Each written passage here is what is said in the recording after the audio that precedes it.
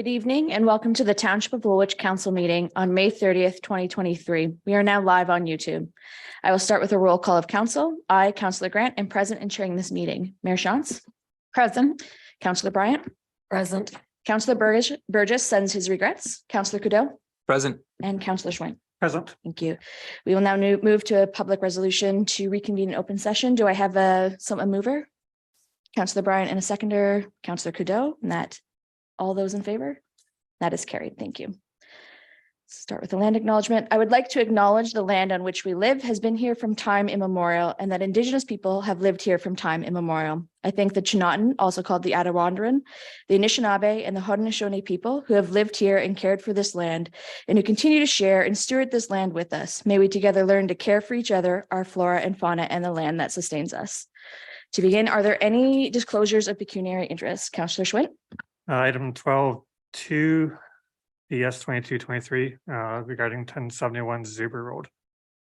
Thank you. Is there any other declarations? Seeing none, we will now, there are no items to come forward from closed session, so we will now move to public meetings. So we'll start with 6.1. This meeting constitutes the formal public meeting required under section 26 of the Planning Act and is for the informational purposes only. I declare the public meeting to be open. We will start with DS 23-2023 zone change 5/2023 information report 1441 and 1475 Cedar Spring Road. And David Gundrum will be presenting this to us. Hey, thank you, Chair Grant. Chair Grant, members of Township Council.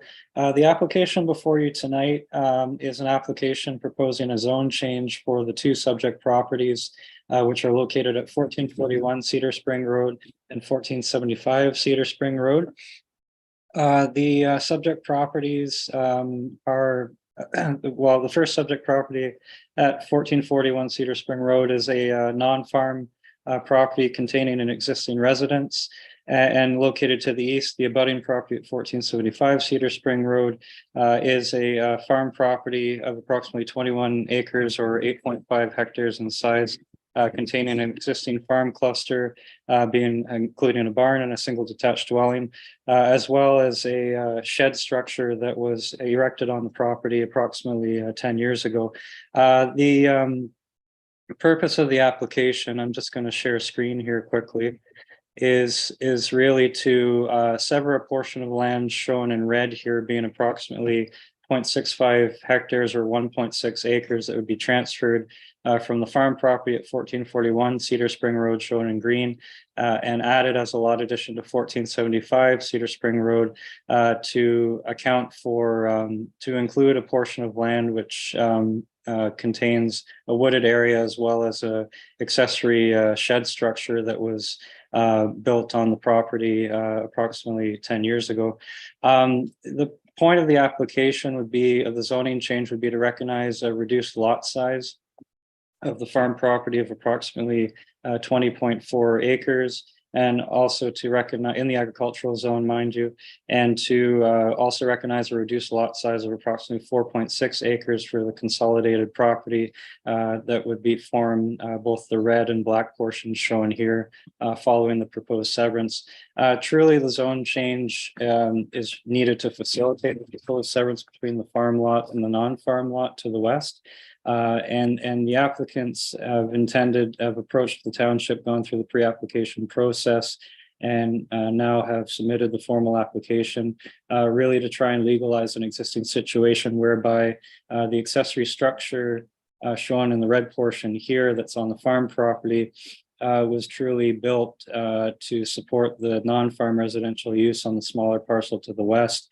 The owners of 1475 Cedar Spring Road are currently the users of that structure, and they currently lease that portion of the lands approximately shown in red from the farm owners to the east for use and access of that accessory structure, which the farm operation does not have any functional use for. I'll also mention that there's an intervening watercourse that crosses the property, and there's a significant elevation drop between the area shown in red and the area shown in green here. So that really is a summary of purpose of the application. It's to attempt to legalize an existing pattern of use on the property for an accessory structure for the non-farm use located to the west. And I'll stop share screen at this point and be happy to answer any questions that members of council may have. Thank you. Thank you, Mr. Grindrum. Is there any questions from council at this time? All right, seeing none, we do have some delegates here with us to speak on this issue. I will first call upon Scott Patterson to speak with us, and he is representing, I believe, the owners, Nevin and April Martin and Chad and Shannon Rieger. Thank you. Thank you, Madam Chair. Good evening, Council. Yes, my name is Scott Patterson. I'm with Patterson Planning Consultants. I'm here tonight on behalf of both the property owners who are in the gallery as well. They're not registered to speak, but they are here if there's any questions or concerns. So as David had noted, this is a zoning bylaw amendment application in advance of a future consent application for lot addition. Next slide, please. Sorry. And the purpose is to convey 0.65 hectares, which is 1.6 acres of the Martin property at 1441 Cedar Spring Road to the Rieger property at 1475 Cedar Spring Road. The zoning would recognize the new lot sizes, apply land use regulations for each property, and a site-specific permission to reflect the existing accessory residential building, the shed, on the Rieger lands. Next slide, please. Here's we're just having some technical difficulties. There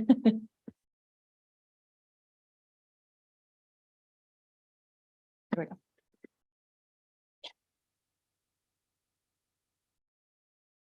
Perfect.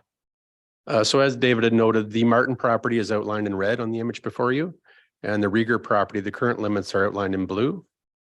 The existing areas are 1.2 hectares for the Rieger property and 8.59 hectares for the Martin property. And with the proposed lot addition, that would be increased for the Rieger property to 1.86 hectares, and the reduction in the Martin property would take it down to 7.85 hectares. Next slide, please. So this is just a detailed image showing the proposed lot addition area identified in red. As you can see, it contains an area of the existing pond on site, the existing shed and portions of the existing driveway. And again, it's 1.6 acres in total size. Next slide, please. And again, this is just a severance sketch that would form part of a future consent application, subject to the zoning amendment being approved. The reduced Martin size property is outlined in green, with the Rieger property to the west with the red lot addition area. Next slide, please. So again, the proposal seeks to recognize and permit an existing shed to remain on the site. The shed was constructed in 2011 and is currently located on the Martin property, but solely used and owned by Rieger. This is an accessory building to store personal items, their lawn care equipment, camper, vehicles, tools, things like that.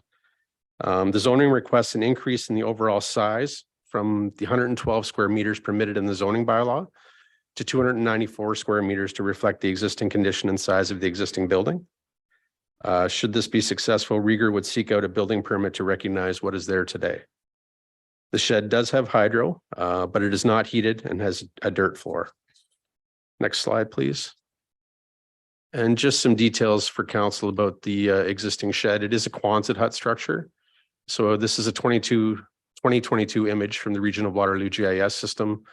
Just shows the location of the shed, existing driveway, and the existing conditions of the property. The shed cannot be seen from the road and cannot be seen by any other neighbor. Next slide, please. This is the front of the existing shed facing inward towards the Rieger house. Next slide, please. And the rear of the property, just confirming it's a Quonset hut structure. Next slide, please. And as David had noted in his presentation, there is just for council's benefit, there is a significant grade differential between the properties. The arable farmland on the right side of the image is roughly at 398 meters in elevation. The Rieger property drops down with the area of the shed being 394. So there's about a 4-meter grade differential between the two properties. And the area of the pond is actually lower than that. There's roughly 5 meters in that location. So the area of the severance does not form part of the usable farmland of the Martin property. You can see it actually captures the grade differential going down into the Rieger property and included in that. Next slide, please. So the proposal would seek to remedy an existing condition of an accessory building being located on an abutting property. As I'd noted, there would be no material impact to the Martin property regarding the arable farmland that is currently available or used, given the grade change in this area. And we look forward to working with the township and to the public feedback and comments that were received this evening. And I'm happy to take any questions from council at this time. Thank you very much, Mr. Patterson. Does council have any questions at this point? All right, seeing none, is there any other unregistered speakers or members of the gallery? Seeing none. Since this is a public meeting, was for informational purposes only, and there are no further speakers, I declare this public meeting to be closed. Next, we have another public meeting that constitutes the formal public meeting required under Section 42 of the Drainage Act. And this is relating to IS 11-2023 Municipal Drain Number 11 Engineers Report for a new assessment schedule. And the Director of Infrastructure Services, Mr. Poupet, will be presenting on this. Thank you, Chair Grant, and through you to members of council. For council's consideration this evening is staff report IS 11-2023 regarding an engineer's report prepared by Mr. Stephen Brickman of Headway Engineering for a new assessment schedule for Municipal Drain 11 in Woolwich. There's been a number of developments on this drain. I think the staff report was quite detailed in why we're here. There was a piece that staff have missed and probably should have attended to earlier in the year, and that's regarding the appointment of the Court of Revision.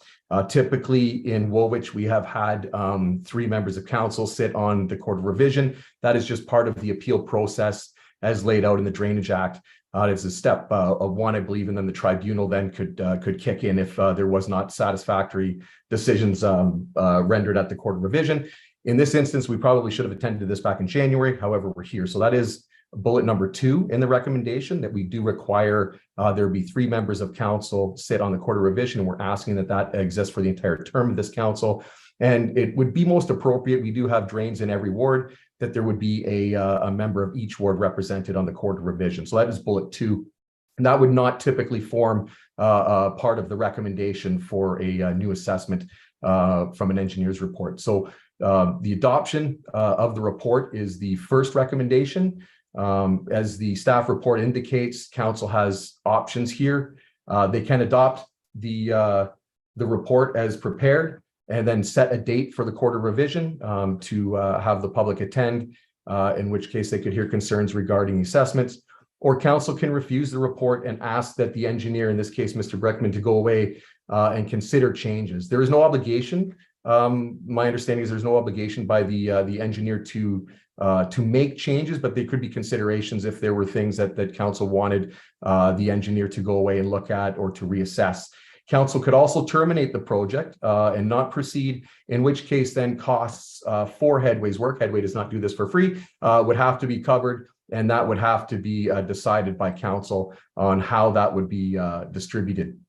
I think it's important to note too the history of the drain, as is generally typical for Woolwich, and as Mr. Brickman points out in his detailed reporting, that the drain came into being in 1954, was E.P. Bowman, and then there was an update, an improvement made in 1969 through Gamsby and Manorow, and a further update, improvement and expansion, we'll say, on branch C and B by GM Blue Plan in 2018. And the reason we're here this evening is because, as you can appreciate, over time, lots of land use changes, property owners occur.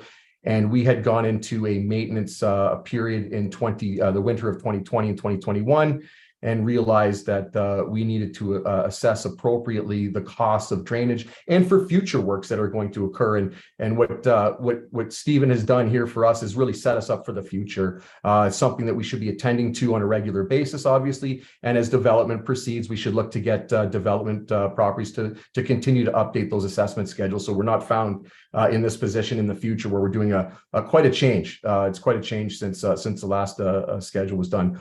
I'm not going to pretend I'm the expert here. I just wanted to open and present it. Mr. Brickman is on the line as well for any detailed questions that council may have and should we explore. So with that, I'd like to turn it over to council to any questions. Thank you very much. Is there any discussion at this point? Oh, nobody wants to grill Jared tonight. Okay. I'll just Is default to there- Mr. Brickman, sorry. Yeah. Is there any questions for Mr. Brickman at all? Again, it looks like you guys are getting out scot-free tonight. Is there any unregistered delegates at this point that would like to speak on this matter? Also seeing none. So there is a recommendation in this report with some blanks here. The report recommended 3 members of council from each ward to sit on the Court of Revision. Would anyone from wards 1, 2, or 3 like to put their names forward? Councillor Cadell? I think that Evan, no, I'm just kidding. I would definitely. All right. And unfortunately, Eric, I think you're, yeah. And then for Ward 3, Councillor Bryant and I have already discussed, and we will probably be sharing that duty as well. So the report also recommended a date for the Court of Revisions meetings, which will need to be between June 19th and July 27th. The clerk has suggested some possible dates for this. Tuesday, June 27th before council, Wednesday, June 28th, Tuesday, July 4th, Wednesday, July 5th, and Thursday, July 6th. Is there anyone who would like to move the recommendation? With any one of those dates? Is that something that we can figure out another time? Like if we have names of people who are going to sit on that, can we figure that out offline? Through Chair Grant to Councillor Cadeau. So it is important, the date is important to set because we do have time restrictions per the Drainage Act. I believe the total time restriction, and maybe Stephen, you could help here, was 60 days total. I think we have to notify the date of the Court of Revision, but it can't be greater than 60 days from when council approves the report. So this evening will be a provisional approval with ratification expected next meeting on June 6th. And 60 days from June 6th puts us to, I believe, August the 5th. So, or I think that's correct. So I think that, and Stephen, for sure, correct me if I'm inaccurate in any way there. No, your summary's good. It's a little complicated. So there's so once the provisional bylaw is passed, and then once the provisional bylaw is circulated to the public, that's when the clock starts for when the Court of Revision needs to be fixed. So no, you're right. There's a window basically of 30 to 60 days roughly, measured from the actual council meeting where the provisional bylaw is passed. Approximately. Okay. So, yeah. Councillor Schwinn? Being selfish or just trying to use council and staff time as best as possible, wouldn't it be preferable to have it same night as a council meeting? Just fit it all in. Yeah. Is just for clarification, is it several meetings or is it just one of those dates potentially?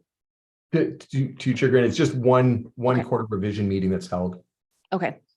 And currently there has not been any delegates opposing the assessment that we've heard of. Not to say that they can't come to the Court of Revision, but to date, there hasn't been anybody objecting. Okay, so I think what the recommendation here is really just suggesting that one of those dates suggested, and then maybe we can offline select out of that range a date. It's kind of, maybe Clerk Smith can clarify.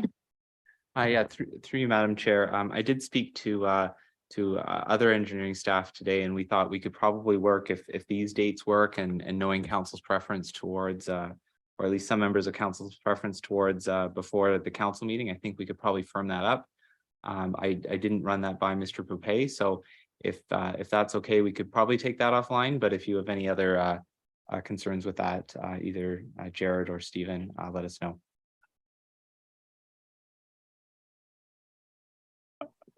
Sorry, myself. Go ahead, Mr. Brickman. I have no concerns with the dates that were listed. Only one of them needs to be selected. And whichever one of those dates, my availability is good. All right, so that brings us back to, is there anyone willing to move this recommendation, knowing that there's a strong preference? Councillor Cadeau, is anyone willing to second? Councillor Bryant? All those, oh, sorry, actually, is there any further discussion? Nope. All those in favor? Okay, thank you. And that has passed as well. Thank you. So I will now declare this public meeting to be closed. We have no presentations, but we do have some delegations here with us tonight. So delegates, you sorry, I'm just looking through this. You have a maximum of 7 minutes to speak unless council or the clerk has set a different time. There will be a timer on the screen and you will hear a warning when you have 1 minute and when your time is up. Once you have finished, please wait for questions or clarification from council. When there are no more questions for you, please return to your seat. You may stay for the rest of the meeting or you may leave quietly when you want. And then our first item for discussion from the looks of it is the noise bylaw. And Clerk Smith will be presenting. Thank you, Madam Chair. Through you, I included a lot of information, background information in my report. I just wanted to highlight a few things for council's attention tonight. The Bylaw Enforcement Division started to review the township's noise bylaw after an increase in complaints and noise exemptions in 2021 and 2022, some of which can be attributed to an increase in temporary patios that help businesses recover after COVID-19. The bylaw has been developed with many different opportunities for public consultation, the results of which have been summarized in the report. In previous discussions, council directed staff to try a more objective measurement for music, and staff have worked over the summer and fall of 2022 to train and enforce using decibel measurements that were taken from our neighbors in Waterloo. Over 2022, staff also increased our hours when officers were monitoring noise, launched an after-hours noise reporting process, and are now providing notice of our noise exemptions on our website. If there's any more questions about the background, I'd be happy to go over that in more detail. But a draft noise bylaw has been prepared for council's consideration tonight. Some of the highlights of changes to the bylaw include allowing acoustic and amplified music from 9 a.m. to 9 p.m. on weeknights or 11 p.m. on Friday and Saturday nights, as long as the music is not louder than 45 decibels inside a neighboring dwelling or 50 decibels outside on a neighboring property. The noise measurements would be taken by a point of reception, which is defined in the bylaw. And we would no longer need to issue noise exemptions for music that is within those times or limits. But noise exemptions will continue to be issued by officers, keeping in mind the community feedback that has been provided. Officers also have the authority to enforce unreasonable noise and issue orders to comply with the bylaw if that's necessary. Two other smaller changes, allowing residential renovations on Sundays. That does not include commercial contractors. And following the new rules regarding deliveries, so noise from deliveries. There's also several enforcement changes. We don't provide 24 hours a day enforcement, but we will continue to work towards providing additional enforcement for noise with exemptions or any known issues. And we're also looking at changing our fees as set out in the report and our set fines, so the tickets that we would have. Again, there is a noise bylaw in front of you this evening and a fees and charges bylaw amendment for council's consideration. If there's any questions, I would be happy to answer them. Are there any questions from council at this time? Councillor Cadeau. Thank you, Chair. Through you to the Director of Corporate Services. I'd say thank you for the staff for really taking a hard look at this. Reviewing over 40 municipal bylaws related to noise, I think, is a very comprehensive review. So thank you for that. One thing that came up in the report, though, is that basically in all of the jurisdictions that you found, it had set the outside noise decibel level to 55, not 50. So I was just wondering why we went with the 50. I've read the report. I've gone through some of the feedback we've gotten from the communities, but my concern is that if 40 plus other municipal bylaws have set it to 55 and we're the one that sets it to 50, we have to have a pretty good rationale for that.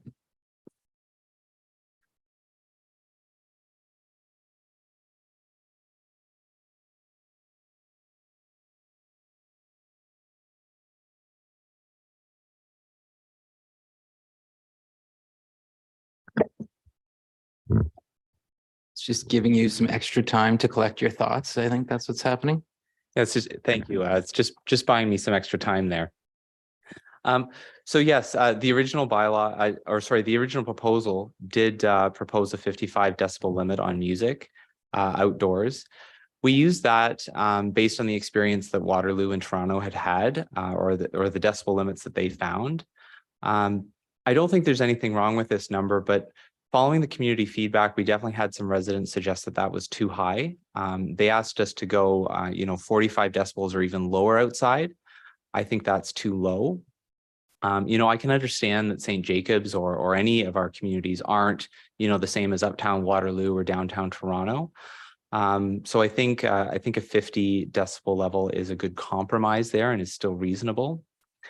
And it also corresponds with the guidance from the provincial environmental noise guidelines, which again aren't mandatory; they're just guidelines, but it sort of follows that. I think that's all I have to say on that. Thank you. Is there any other questions? Mayor Shantz? Thank you.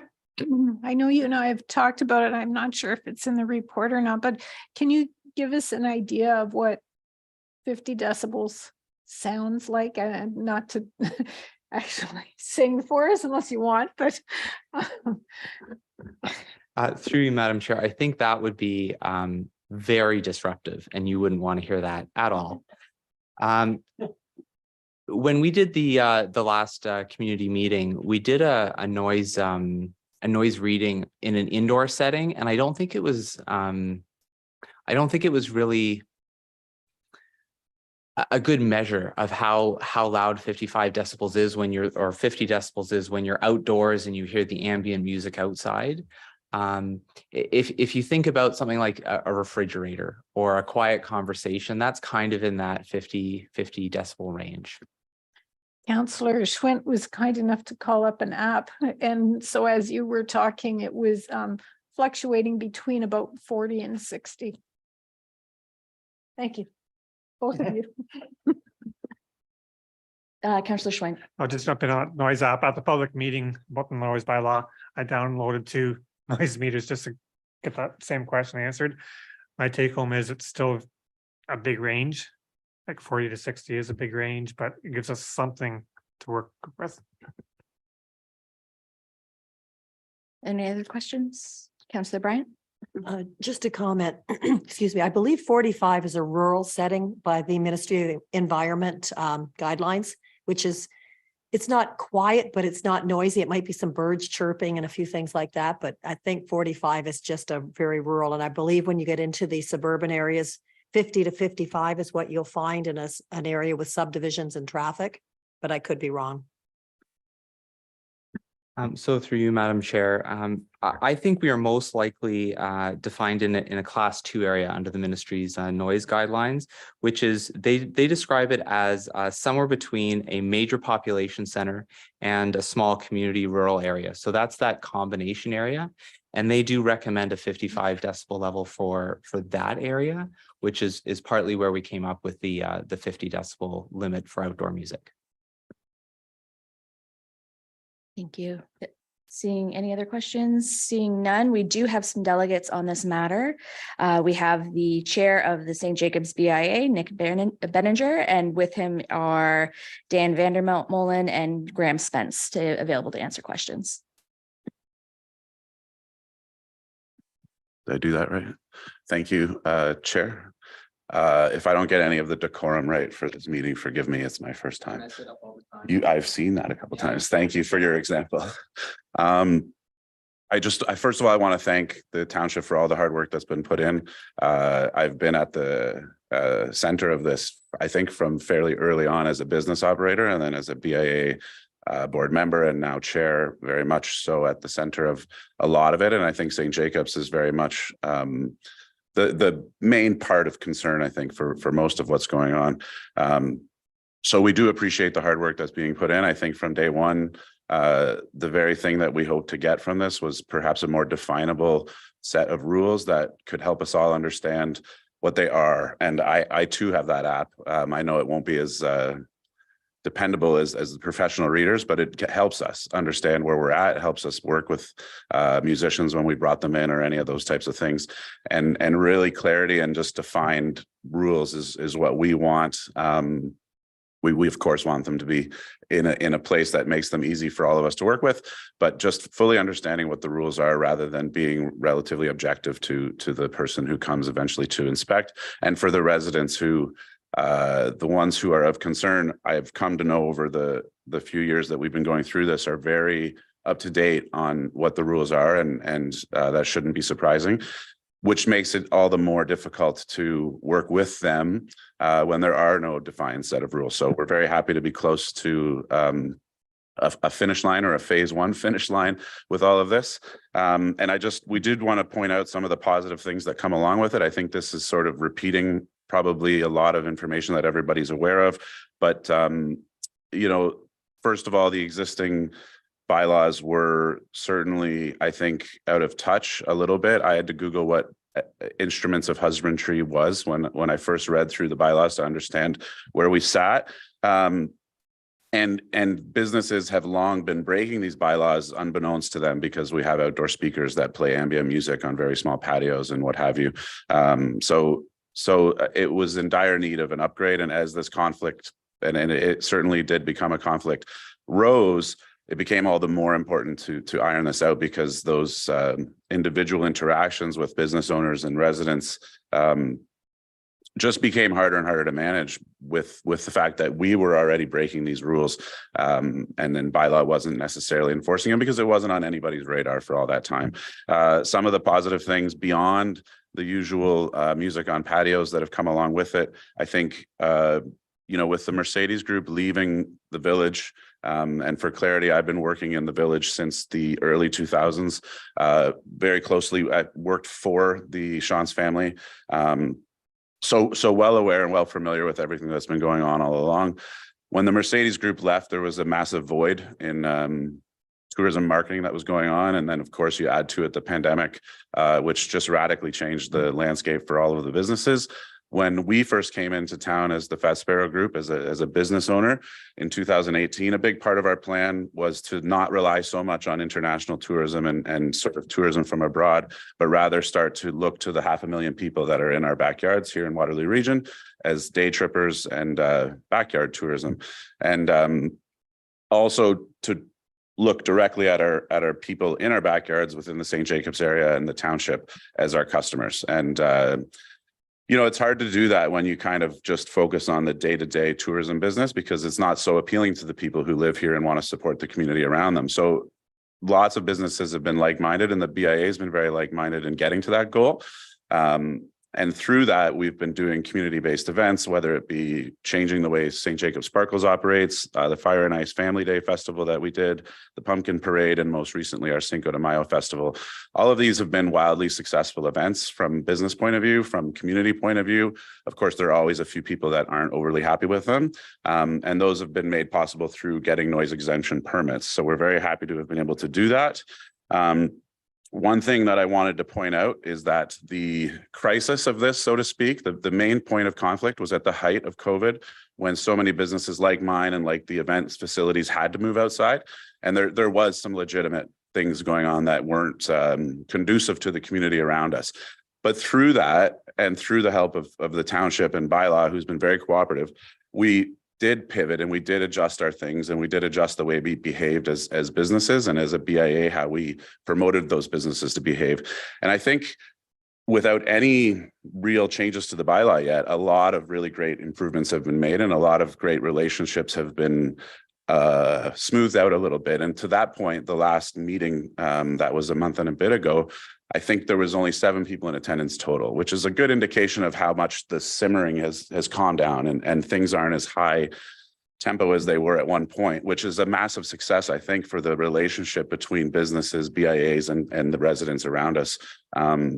With some, of course, intervention from the township, but a lot of it alone, which I think shouldn't be ignored, and that context needs to be remembered throughout the rest of the conversation. So with that, my only issue with the current suggested bylaw is the aforementioned 50 decibel limits. Those limits are going to be very hard to keep. We, throughout this conversation, as I had my app open over here as well, it ranged between 45 and 75, which is pretty average. And I think if the businesses are expected to keep their day-to-day ambient music and noise to 50 decibels, there's a lot of competition with what's going on the street. We have a regional road that rolls through town. There's a lot of heavy traffic that goes through town.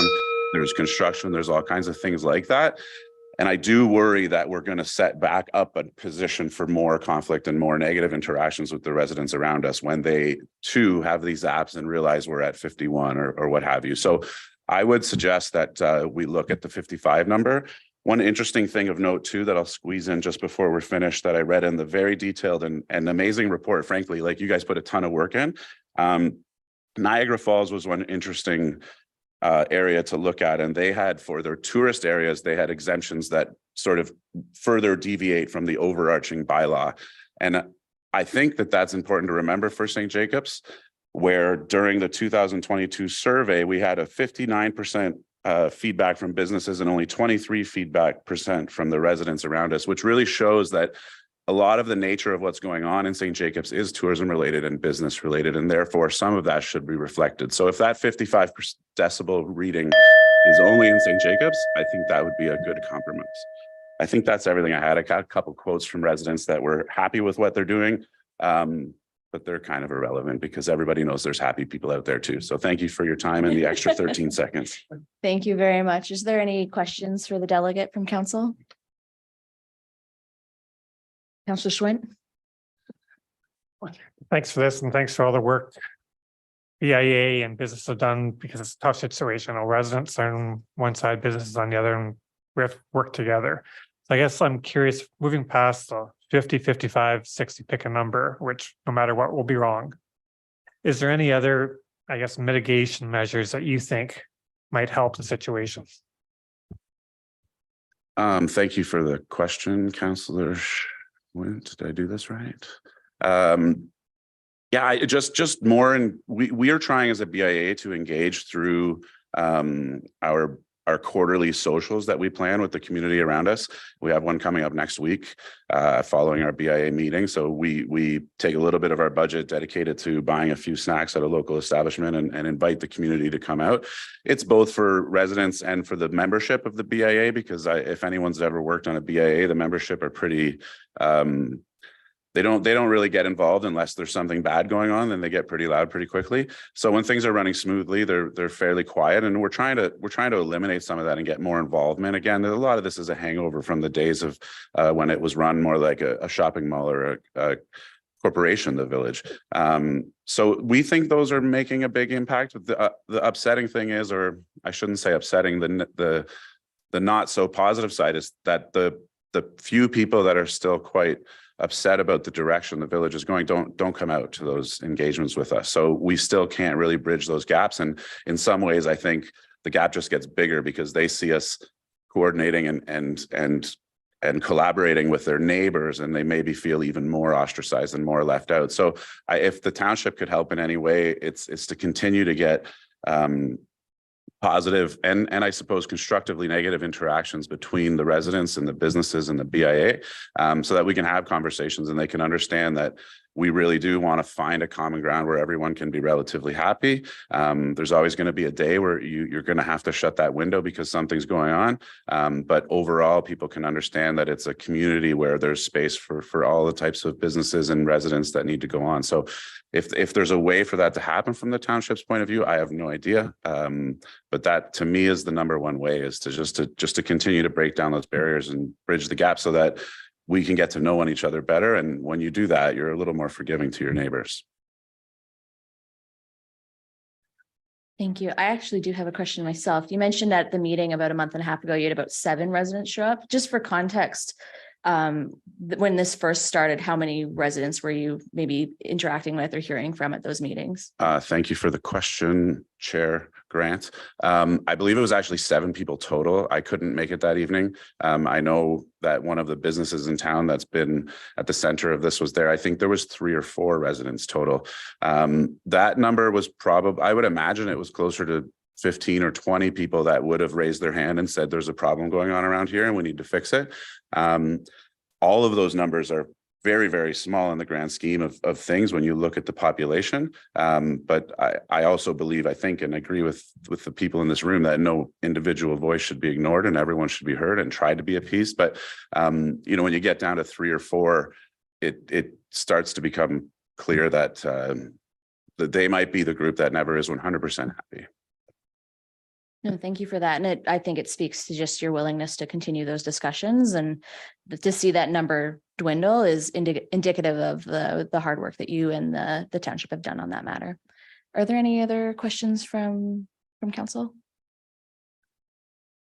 Councillor Swint?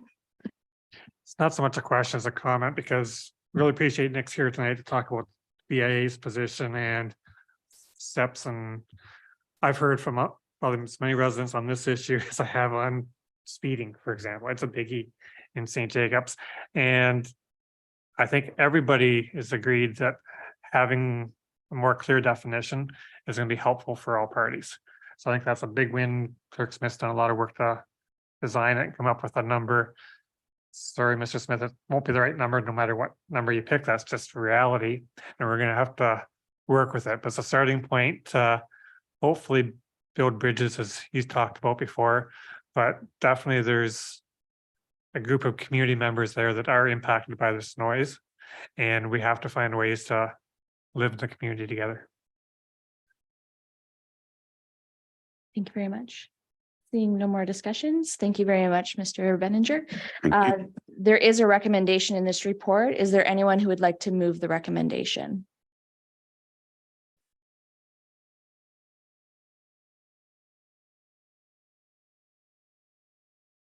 Councillor Swint, or sorry, Councillor Trudeau? For further discussion, I mean, I would be willing to move the recommendation if we could revise it to the 55 decibels. I think that I would be willing to move forward on this if we could. It, to me, you know, rereading this, out of the 5 that had decibel limits, all 5 of them had it set to 55 decibels and 45 inside. I think that we should just remain consistent. So I would move that we adjust it to that, and I would be happy to move it forward. Councillor Bryant? Thank you. I agree with what Councillor Trudeau has said. I think 55 is reasonable. And if we're staying with a no Sunday type thing, which is one thing I think would be important to St. Jacobs, or very limited noise on a Sunday, I think they would be happier with that as well. But I agree with Councillor Trudeau. I would support that. So just procedurally. Clerk Smith, would we like to open discussion on the motion that Councillor Trudeau has put forward on the 55? Through you, Madam Chair, I think it would be appropriate to get a seconder. Okay. I assume. And then yes, discussion on that. You know, a motion with the noise bylaw as amended for a 55 decibel limit would be appropriate. Thank you. So there is, we have a mover and a seconder for this about moving forward with this recommendation with an amendment to from 50 to 55 for the decibels. We're opening up for discussion. Councillor Schwint. I'm torn on this one because I visited St. Jacobs and was in the backyard listening up 55 to 60, and it was, yeah, louder than I would want it to be. I was also in the parking lot of where the event was happening, and it didn't seem that as loud. So picking that number is gonna be very difficult. I'd support either number, provided we revisit this either at the end of the patio season in the fall or before next spring, to see if we got it right or what tweaks there should be.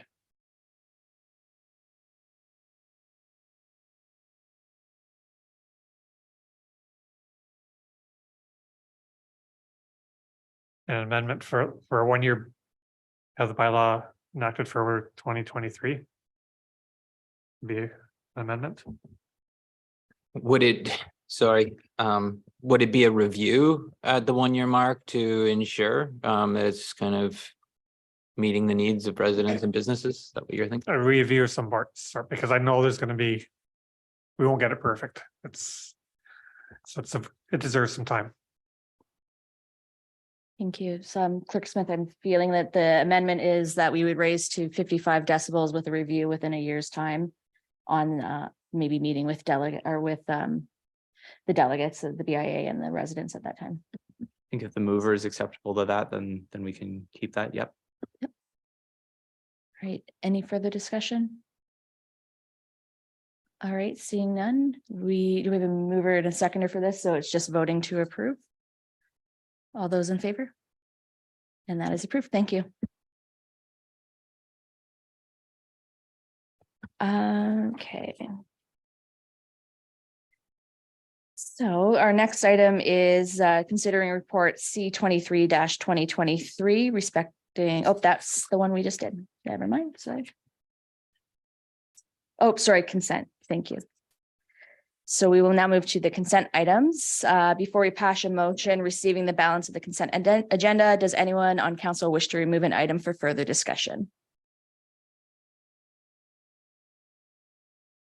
I see no movers, or well, no one's throwing up their hands. So do we have a mover to move the consent items? Councillor Trudeau and a seconder. Councillor Schwint, all those in favor? That is passed. Thank you very much. So, now we will move on to staff reports, I believe, or recommendations. Staff reports, thank you.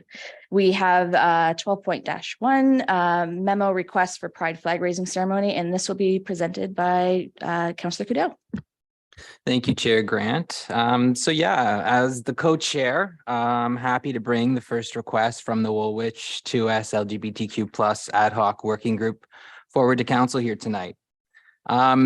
So we've met a couple of times and the working group members have identified the importance of both visibility and community support for the 2S LGBTQ+ community. While the township has been flying the Pride flag for the past few years, the flag receives little community or media attention. So the request tonight is for the township to host a flag raising ceremony to mark Pride Month and for Mayor Chance or a council representative to say a few words to mark the occasion. So the ceremony, it would be in front of the Woolwich Memorial Center at 8 a.m. on June 1st. That's only a couple of days away, so Thursday. Members of council and the community are certainly encouraged to attend and to help us celebrate the beginning of Pride Month. So with that, I'd be happy to answer any questions that anybody may have. Are there any questions on this matter? Mayor Chance.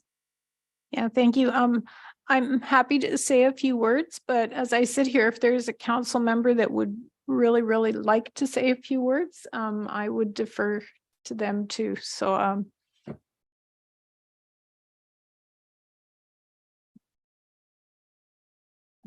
I mean, I will be attending probably alongside Councillor Trudeau. I believe we also have the chair and the co-chair saying a few words as well at that event. Okay.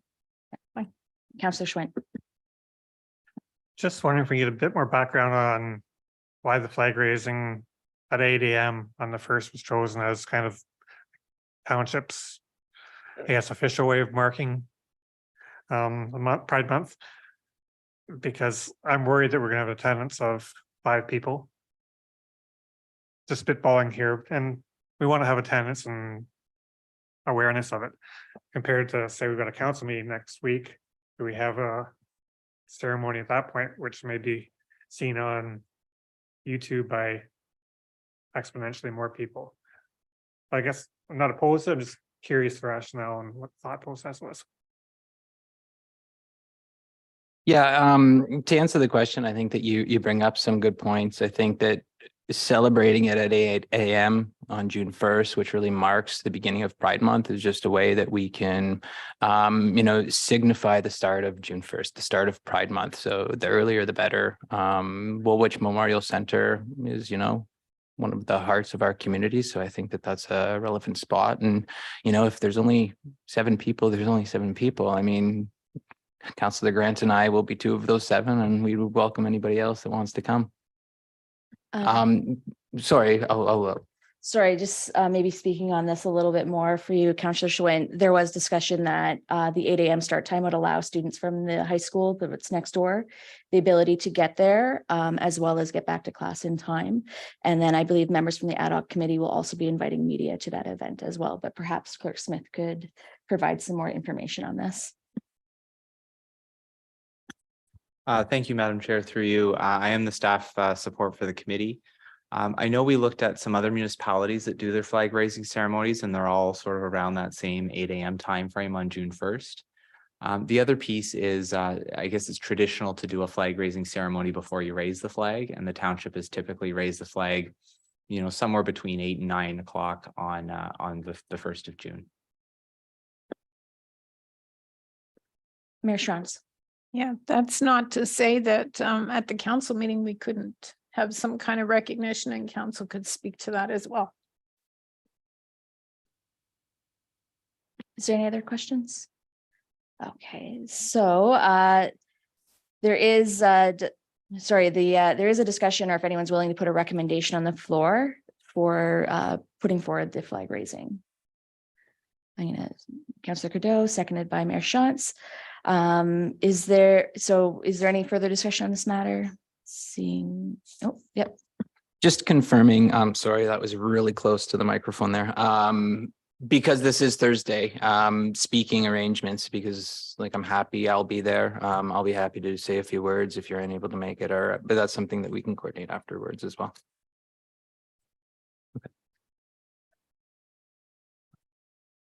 Okay. Thank you. All right. Or all those in favor? I guess we've moved and seconded this. That is approved. Thank you.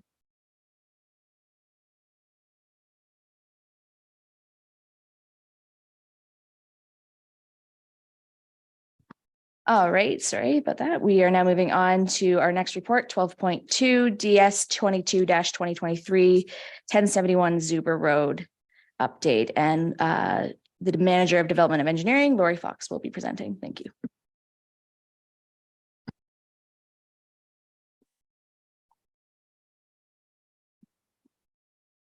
Thank you, Madam Chair. Madam Chair and committee members, Development Engineering are presenting staff report DS 20-2023 titled 1071 Zuber Road NFPPB update. There has been a request by the owner of the property that this matter be deferred. Staff do not support the requested deferral. The report is seeking direction from council to reduce the $2 per cubic meter fee associated with site alteration permit to an average of 75 cents per cubic meter, considering the large volume of fill that is proposed to be imported to the property. The report further recommends that the site alteration project should conform to all relevant requirements of the site alteration bylaw, fees and charges bylaw, and any other relevant township bylaws. And finally, the report recommends referring the decision for issuing the site alteration permit for 1071 Zuber Road directly to council. The owners of 1071 Zuber Road are proposing to import approximately 485,000 cubic meters of fill to the property. In accordance with the fees and charges bylaw, this would generate fees of almost $1 million. A site alteration project of this volume was not anticipated when the bylaw was created and fees determined. The Township Site Alteration Bylaw was implemented in accordance with the Municipal Act, which authorizes municipalities to pass bylaws related to site alteration. For this project, staff are recommending a graduated fee structure noted in the report, and that the project follow all other relevant requirements of the site alteration bylaw, which includes entering into a registered site alteration agreement with the township. The agreement will include items staff and council consider necessary to ensure the proposed site alteration is completed in accordance with the township requirements. Staff lawyers from SV law firm will continue to prepare for the Normal Farm Practice Protection Board hearing, which is scheduled for June the 12th. Thank you, Ms. Fox. Is there any discussion on this matter? All right, seeing none, there is a recommendation on the floor. Oh. Yeah, do we have a mover? Thank you, Councillor Bryant, and a seconder. Thank you, Councillor Cadeau. And then there was no further discussion. Do we have all those in favor? And that is passed. Thank you. We'll now move to 12.3 F14-2023, the 2022 surplus and deficit distribution. And we'll just wait for Councillor Schwint to return to the room.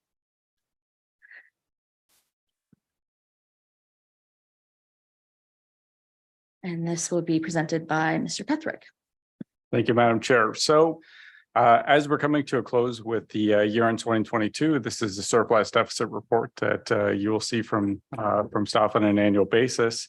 But specifically to 2022, there I would say some good news or bad news first. Good news, not really good news and some decently okay news. So the way I would kind of phrase as we go through from a tax supported, both the operating and the capital perspective, we ended in a surplus of just shy of $2,000, so pretty close. But when you further break that down from the operating perspective, we ended 2022 in a deficit position of just shy of $93,000. So the report outlines some high level of how we got to that point. One of the things I should say from the report, I was just kind of looking at it. And so while with the OMB reserve, which should now be actually called the OLT reserve for the Ontario Land Tribunal, we had $100,000 allocation. We only spent about $71,500 as in previous years. Anytime we have any unspent funds, we would put them into the reserve for future years. So those funds, I guess in Appendix 1 actually says it recommended that we actually do put it into reserve, but that means with the deficit position we have in the operating contingency of just shy of $93,000, that contribution from the operating contingency reserve into the operating budget should actually be $121,536. So I just want to make that note for council when we pass the resolution, or if council supports that resolution. From a tax supported capital surplus side, we ended the year just shy of 95,000, mainly due with the capital street lighting program, and I'd spent funds on that. And staff is recommending that that surplus is directed into the infrastructure reserve fund, which can be used for future years' infrastructure needs. From the water perspective, this is the really not so good news. We ended the year in a deficit of just over $1 million. Really three main factors I want to say to council of kind of how we ended up here. The first one you would recall in one of your first meetings, I brought the third quarter report from 2022. And I talked about how there was an auto flusher down near the regional airport that was stuck in the open position, and it was flowing for quite some time. And so this is primarily the majority of where this deficit is coming from. I've also said at that time that that problem has now been fixed, at least it's in the closed position. I don't believe the auto flusher has been changed, but when staff go down to do some of the sampling down to that location, they actually turn the flusher back on, let the water flow through for a water quality perspective, and then before they leave, they close it. I believe at some point in time it will be due for replacement, so it'll act the way it should be as an auto flusher. One of the things I think I mentioned in the third quarter report as well last year was that we were going through a water remote program. So this is where we actually put radios on our meters or on the touchpads on the outside. And these are the types of things that when we're fully on the system, which unfortunately we're still not yet, but when we are, we'd actually see an alarm come through that there's a constant water flowing that. So if we actually had that program up and running, we would have seen that right away. Unfortunately, since we didn't have that program, that's a lot of water that unfortunately went down, and it went into the storm sewer system and then in turn ends up into the Grand River. The second one I want to highlight for council is with regards to a couple of, I'll call slow leaks that happen in the Elmira system. While it's not unusual for our water systems to have leaks, this one, both from a lost water perspective as well as the expense of actually fixing it, I think it amounted to, I'm guessing at about $100,000 to $150,000 in expenditure. So not a good thing. I think that's one of the things I think Mr. Poupe and I, and even Mr. McGuire, would probably need to have some conversations with regards to, can we implement some sort of a leak protection or a leak detection system within our system? I know some other municipalities have that. So I think we're going to be reaching out to them to see what we can do on our own systems. The third one, and I mentioned this, I think in the last council cycle when we were going through the first quarter report for 2023, has to do with the unrealized revenues from our billings. As I said, I can see this mostly coming from our ICI or the industrial commercial institution customers. And it's with regards to us doing estimates and not having accurate information. And, as we're going through the remote program, we have some of these meters that are not registering a read. So we're going to have to do some estimates, or we have been doing some estimates. And I can see those estimates have been quite low. We have been now starting to catch up on them. We've now been starting to see them. It doesn't mean that the remotes have been fixed. It just means that we've actually got actual reads. And we're hopefully working with Jared and his crew to be able to get some of this stuff done and going as we get through the water remote program. And hopefully it should act the way it should. And I would say that this is really dealing with the ICI because these are our water users. If it was something that happened that we had both a water and a wastewater user, I would have seen the same the lack of revenue realized on the wastewater side. But I was seeing it on the water side, so I knew it was our water or our heavy water users, which primarily is our industrial side. So unfortunately, we kind of are where we are. We're kind of working our way through stuff. I think the first two we've got corrected. The third one, we're well on our way of getting corrected. And I should say that as we're realizing and catching up on these billings, we're going to be hopefully seeing that surplus in 2023, which would help offset some of this deficit that was experienced in 2022. And just lastly, from the wastewater side, we did up in a surplus position of just over $28,000. And again, this is recommended that funding actually go into the reserve fund. I should say from the water side, the staff recommendation that deficit is funded from the water reserve fund. One of the things for council's benefit, and I did add it to the report, I kind of look back at all the surpluses and deficits we experienced over the last 10 years. And we actually put in $1.7 million over that time frame. So it's unfortunate that basically the 10 years of what we built up just kind of got all sucked out all at once. I could tell you I'm not happy about that. It's not great news because for us, anytime we can put surplus money away, that means we can utilize it for additional infrastructure renewal. And unfortunately, we won't be able to do that. I can also say though, that even with that deficit, it doesn't affect our program in 2023. So that program from a water perspective still continue on. It's just going to probably have an effect in 24 going forward. So with that, Madam Chairman, I will pass it back to you. Thank you very much. Is there any questions at this point? Mayor Shantz? Yeah, thank you. Through you to Richard. Can you remind me where we're at with the monitoring and the systems? I know we started a few years ago, but I don't remember when the finish date was going to be. Yeah, through you, Madam Chair. So the majority of the installations have occurred, especially with our existing customers, as we have new customers come on, so new builds. Through the building activity, like plumbers would be the ones putting on the remotes, and then in turn, our building staff would go out and actually program it. So that part of it, that field work is primarily done. We do have a number of remotes that unfortunately still have communication errors. Don't think it's the radio perspective. I think it's the wiring from the touchpad going into the building, into the meter. And as I said, we can see that specifically in some of our industrial commercial operations. We see that, which is a very challenge to get in. So what we're doing right now is we're in the process of actually working with a company called Xylem, which essentially is Census, is who we use, and to get onto their census analytics system. That is the software that's going to be able to allow us to pull our own reads. Right now, they're, I guess, authorized sales company, KTI, who we use to do the installations of the radios. They've been so gracious to continue to give us the reads from the system. So that means we still don't need somebody going out into the field to do those reads. They've actually been pulling the information from the radio network and actually giving them to us.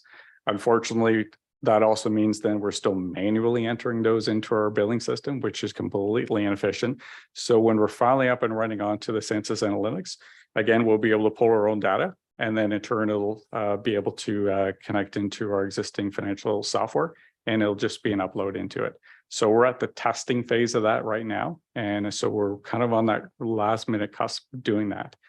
I would also say one of the other things when we're fully on that system, we do have to come up with some SOPs or standard operating procedures, how we're going to be dealing with some of those leak detections, because we will be getting sent a number of alarms. The system will be functional with that.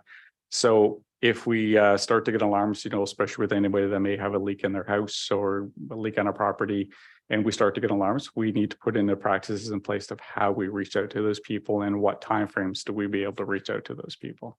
So, okay. And is that, do you expect that to be completely implemented by this year, later this year? I would be beyond upset if it's not done this year. Thank you. It is so long overdue. I do know that in speaking with the Xylem, they've been, I think, they haven't They haven't officially said it. I just suspect they've been having staffing challenges as well of trying to be able to vote the appropriate time to get this thing implemented, but we are really close to doing it. Yeah, we're very, very close to finishing it off, which would be great. Yeah, and great for our customers too. I think, so new council, but we did have at least one, probably more than one resident who had running water for quite a long time and ran up quite a bill because it just didn't show up in the billing for a long time. So Yeah, absolutely. looking forward to it. Mhm. Thank you, Mayor Shantz. Is there any other questions? Councillor Schwed? Yeah, I'm gonna go back to the $1 million one, which is elephant in the room. Mhm. Really glad to hear the controls are in place to prevent that for the future. I guess I'm wondering about our water supply. We get billed an average rate for water, but pumping an extra 1 million liters of water probably didn't cost that full $400,000 to the region. They probably made a fair bit of money on that. And I'm wondering, is there an opportunity to go to our supplier and say, yeah, you need to cover your costs and maybe a bit, but what kind of a discount can we get on that wastewater that did not go in the wastewater system, it went in the stormwater system? Is there a way to cost share that somehow? Not expecting all of it, but is there an opportunity to get something which would make a significant difference on a major part of our budget? Yeah, through you, Madam Chair, I think we can open those discussions, but I would say that would be a very tough go. And I only say that from experience. We had a leak once before where it was the pipe supply coming from the regional side into Breslau, and it was happened to be under the Grand River. So I was touting that I could see there was this increased bill, but we were trying to figure out where was it coming from, where was it going, what was happening. And we eventually found out that basically it was a leak in the pipe. And it took, sorry, Mr. Brenneman, I'm trying to remember the timeframes. It took a long time for them to get to even like a 50% cost shared perspective. That took a very long time and very begrudgingly. And that was only like $70,000, $80,000. This one, I mean, I can see us arguing for years trying to figure that out. Fully agree, it's an uphill battle and difficult conversation, but unfortunately, I think I'm seeing a lot of difficult conversations next 3 years on our budget. Yep. So it's good practice for us. Yep. We will, yeah, we'll definitely open that dialogue. Thank you. I think Councillor Schwint makes a good point of just, it never hurts to ask at the very least, because if you don't ask, the answer is always going to be no, basically. So thank you. Is there any other questions or discussion? Councillor Cadeau? Thanks, Chair, through you. Is there a risk that something like this could happen again? Is there anything else that we could do more proactively? Is there anything else? I think probably more to Councillor Schwint's point that we could be doing to prevent something like this from happening in the future? Yeah, through you, Madam Chair. I think with us having fully operational water remote program is what's essential what would catch this. I think one of the things we definitely need to make sure that if and when we install an auto flusher that is ours, that we know is going to be there for, I guess, a decent length of time, we need to make sure that we have a radio remote on it, so that in case something like this happens, we're going to catch an alarm that says, hey, you have a constant flow on this, you better go check it out and see what's going on. So what would be the timeline in replacing that one? You had said that it's kind of on schedule. I would hate to have another, even if it was a fraction of this bill, if it would cost, $50,000 to change it, we would be, definitely ahead. So, and if this is one of several that are showing errors, I mean, that's concerning. So is that something that we should be taking a closer look at and going forward with some repairs or renos sooner rather than later? Yeah, through Madam Chair, I think I will let Mr. Poupé jump in and speak to that one. And I apologize, Chair Grant and Councillor Cadeau, if you could just repeat that question. No, because I forgot it. So perfect. No, it kind of did actually now. Perhaps I- Mr. Brenneman can jog your memory. Everybody Yeah, forgets. Jared, the question was, despite the actions that have been taken to date to mitigate or try to eliminate this happening again, would it not be smarter, the question was, to have perhaps replace the auto flusher now than waiting? Would that be the smart investment and the smart play on this? Okay, appreciate that. Thank you. And I apologize again, through you, Chair Grant, to Councillor Cadeau. So the issue that we had with the auto flusher was we can't get parts. So we've actually removed the auto flusher. Now we're manually attending and flushing at this particular site. This is at the near the airport in Breslau is where this happened. So that was a challenge. That's a supply chain issue, unfortunately. So we made the decision then just to remove it and have staff attend and thankfully, and the reason we have auto flushers is to sort of avoid some of that staff time. But thankfully, it hasn't been incredibly onerous. It's certainly preferred to have an auto flusher. And to Mr. Petherick's point, having that those auto flushers monitored remotely certainly will avoid any of the unfortunate events that happened here. I can certainly explain how it happened, but I think going forward, we're looking to meter whenever we have an auto flusher installed. Auto flushers will always be required when development occurs and as systems are expanded.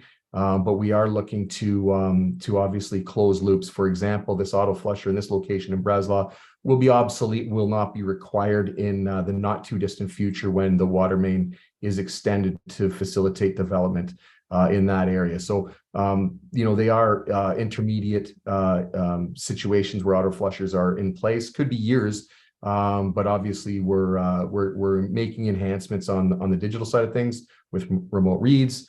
Obviously, once we get caught with something like this, we look to avoid that. The real challenge on leak detection is on PVC water main. So that is something we'll be exploring, seeing what other municipalities do with leak detection on PVC water main. Typically, metallic water main is much easier to detect, and we do that on a somewhat regular basis, do some leak detection on metallic mains. You can listen for that, you can sound those, but with PVC water main, you don't have that luxury. So that is something that we are looking to explore and something that we can bring forward to council at a later date. Thank you. Is there any other questions or discussion? All right, seeing none, there is a recommendation in the report. Is there anyone who would like to move the recommendation? Councillor Cadeau, is there a seconder? Mayor Shantz? All right. Is there any further discussion on this? Seeing none, are all those in favor? And that is carried. Thank you. We'll now move on to 12.4 R05-2023 Bolender Park Playground Surface Replacement. And we have Mr. Vanderhoff on the line. Perfect. Thank you, Chair Grant, through you to council. So staff have before you a recommendation this evening to replace the rubber surfacing at Bolender Park Playground by Everplay at a total cost of $82,195, and also with that authorizing exemption from the purchasing bylaw. So the process that staff took here was not a complete departure from the purchasing bylaw. We did still obtain 3 quotes for the project, and Everplay was the lowest by approximately $30,000. The existing surface was installed in 2018 in partnership with a community funding group here in Elmira. Eurotech was the subcontractor that installed the surfacing, and they were working for a fairly regular and trusted playground supplier of the townships that has done a number of playgrounds, Gibson Park, Kate's Cause. They did the splash pad, that sort of thing. They've done a handful of others for us as well. This was the township's first experience with this surfacing product, and it began to fail within 5 years, which was the warranty period. And since that time, we have experienced some difficulties in having the contractor out to site to make repairs. Actually, not getting much response from them. So it's left us in a position where there's some health and safety concerns, and that's why we're looking to address it. And that's why we've bumped it up on the forecast to 2023. Staff have firsthand experience with two other of the playground surfacing contractors that we did obtain quotes for, but unfortunately they came in much higher than budget. We have also reached out to two surrounding municipalities, both Wilmot and Wellesley, who have used this product in the past. Wilmot just recently last year installed it in a second park because they were so happy with the product. The product exceeds AOD legislation for accessibility of public spaces, and it meets all the CSA standards as well too for safety. And then also can share some warranty details just based on discussion, previous discussion that I've had with Councillor Cadeau. So this product does carry a 5-year warranty period. There is an extension, for an additional 3 years of warranties for a total of 8. And the township is able to purchase that additional 3-year warranty within the first 3 years following the installation. So we have a little bit of time to decide whether that's necessary or not. And that's something that staff would keep a close eye on through our regular playground inspections to see if that's warranted moving forward. Some of the other, just to provide some comparison, the other two quotes that we received, the one has a 6-year warranty and then the other a 5, and the product that's in there currently has a 5. So it seems quite standard across the board. We recognize that the surfacing doesn't last as long as, you know, your engineered wood fiber standard playground, but the added benefit here is the safety as well as the accessibility. Yeah, so with that, I'm happy to answer any questions the council may have. Thank you very much. Is there any questions? Councillor Cadeau? Thanks, Chair. Through you, can you just confirm that the existing is under warranty? We're just having trouble getting a hold of the contractor. Is that correct? So through you, Chair Grant, to Councillor Cadeau. So the existing surface is now out of warranty just as of last summer. So since that time, we haven't been able to get them out to site to make repairs. Previous to that, they would come out. The repairs did not hold up though. When it was only a matter of time before those repairs were chewed up again at the bottom slides, that sort of thing. Thank you. I think that also answered the question I had. So thank you for asking it, Councillor Cadeau. Is there any other questions? All right, seeing none. There is a recommendation in the report. Is there anyone who would be willing to move the recommendation? Councillor Cadeau, is there a seconder? Councillor Schwint, and then is there any further discussion? Seeing none, is there a vote for in favor? And that has passed. Thank you very much. Thank you. All right. So that brings us to other business. Is there any council reports that the committee would like to make? Councillor Schwint. Had a few phone calls lately about speeding on Sawmill Road. So not a big surprise, I don't think, to anybody here, but I'm going through ideas of a resident had, wondering would it be worthwhile to get another update on cameras, photo radar, where they're permitted and recommended versus where we think they should be, and other traffic calming measures, just for information purposes sometime this year. Councillor Cadeau. If I may just add to that, potential discussions around the use of engine brakes in Elmira as well has been something that's come up quite persistently. Councillor Bryant. Just a question to Councillor Schwint. What part of Sawmill? Coming to Conestoga from St. Jacobs. Okay, because I know part of our Sawmill is going to be closed this year due to reconstruction for what, 6 months, I believe it is, something like that, through Bloomingdale. So that'll slow some of them down because they won't be able to get through. Well, the comment was They'll be people finding speeding up to beat the lights. Yeah, well, they'll just be finding an alternate route, so they'll probably become more of your problem. Sorry. All right, thank you. Do we need a motion or recommendation, or is it just a staff direction? Okay, thank you. We do also have an update from Director of Development Services, Deanne Fries. I will pass that over to her. This is regarding the community building open house for review of Breslau settlement. Thank you.